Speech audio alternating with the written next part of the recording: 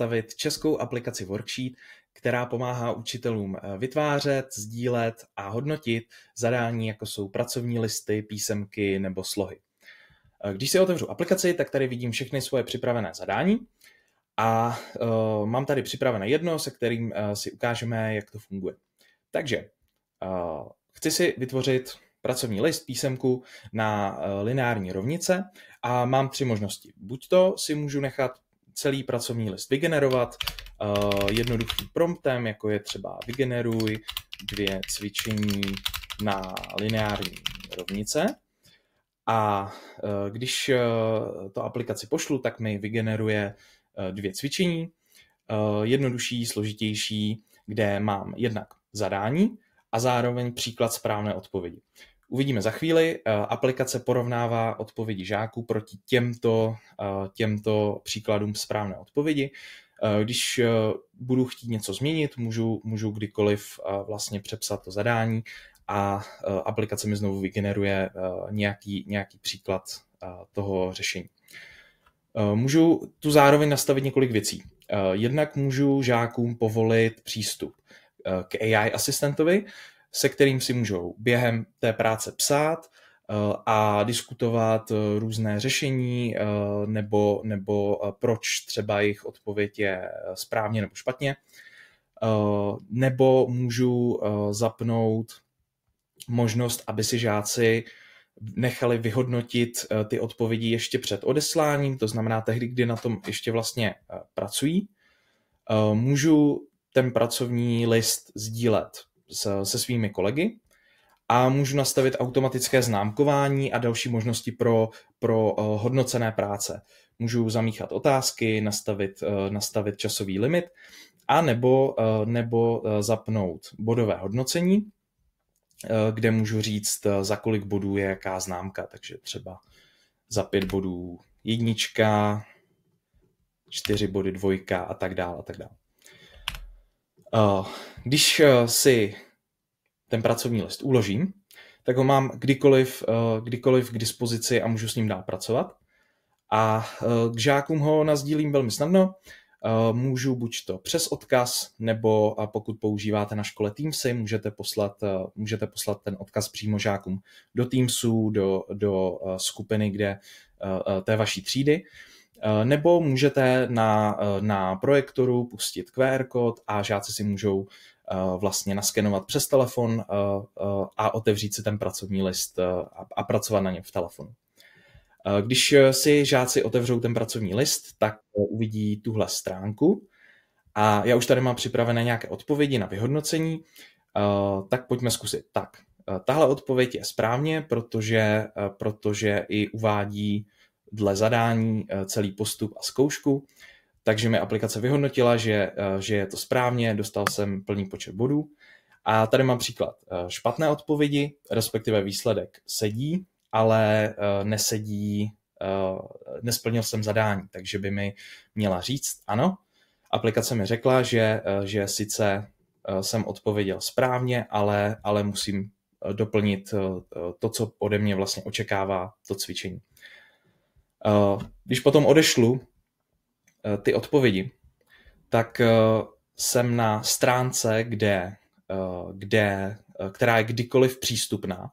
Dostanu na ní odkaz do e-mailu, takže se k ní můžu kdykoliv vracet a je zazálohovaná do doby, na tak dlouhou dobu, jak to vy potřebujete jako učitelé, a zároveň vy k ní máte pořád taky přístup, takže vy vždycky vidíte ty práce máte zazálohované. Mám tady, aplikace mi správně spočítala body a určila známku podle nastavení v editoru. A kromě tohohle hodnocení, tak zároveň dostávám i formativní hodnocení, kde vidím jednak metriky, podle těch můžete porovnávat žáky ve třídě, anebo můžete třeba sledovat v čase, jak rostou a sledovat, jak vlastně se ty žáci učí a jak se rozvíjí. No a další části, které vidím, tak jsou vlastně konkrétní body, na co se zaměřit, nebo co už naopak umím. A ještě je tu detailní slovní hodnocení, které jde už jako do hloubky a vlastně jde tam o to, už jako konkrétně na co se zaměřit, kde jsem odpověděl špatně, kde něco chybělo a tak. Následně jako učitel já ty odpovědi vidím v aplikaci a vidím je všechny dohromady z jedné třídy. A tady je vlastně ta odpověď, kterou jsme odeslali. Vidím to úplně stejně jako ten žák a můžu to ještě zkontrolovat a vyhodnotit. A to vám ukážu na příkladu, který mám připravený tady. Tady mám víc odpovědí. Když si kliknu na začít hodnotit, tak se mi ty odpovědi otevřou takhle v panelu, kde já je můžu procházet a ještě to hodnocení měnit.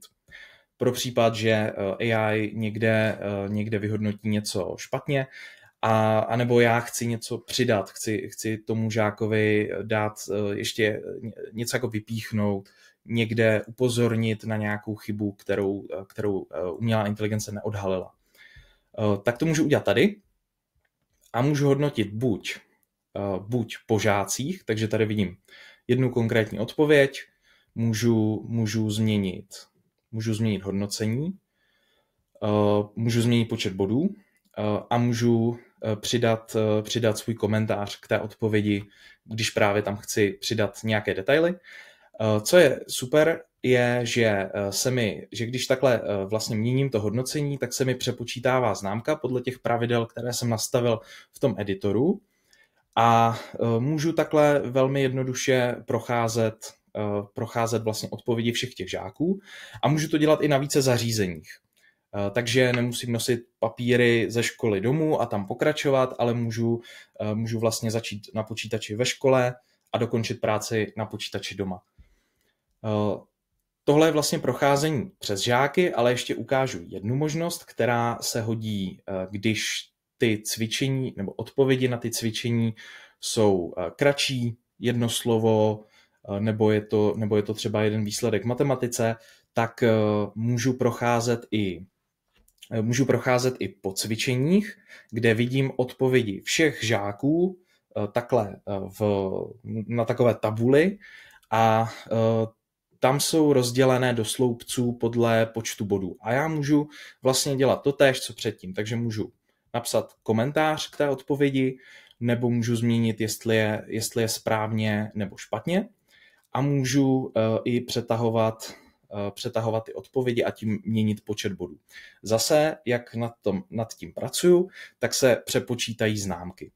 No a když takhle vlastně všechny ty odpovědi projdu, což je samozřejmě mnohem rychlejší, než bych to zvládnul udělat na papíře, tak se dostanu ještě do téhle jako výsledkové tabulky, kde vidím přehledně všechny žáky, vidím tam ty metriky z formativního hodnocení a počet bodů a známku. A když teď kliknu na uložit, tak všem žákům přijde e-mail, že jsem jim zkontroloval jejich pracovní listy, přijde jim výsledná známka a zároveň ty odpovědi se mi tady zaarchivují a já se můžu kdykoliv vrátit do té výsledkové tabule nebo si zobrazovat jejich odpovědi takhle přehledně v panelu a můžu se k tomu kdykoliv vlastně vracet do minulosti a mám to příjemně zaarchivované a kdykoliv v aplikaci k dispozici. Tak jo, tohle byl worksheet.